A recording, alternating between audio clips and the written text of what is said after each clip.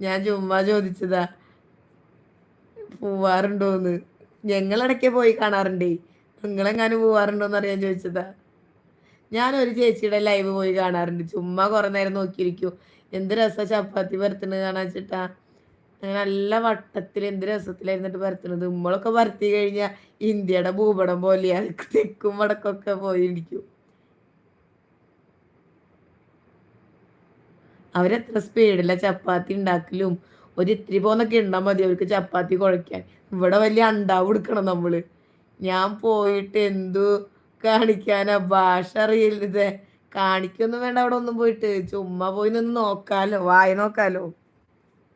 ഓരെ വായി നോക്കാലോ, വായി നോക്കികളല്ലേ. വായി നോക്കാലോ.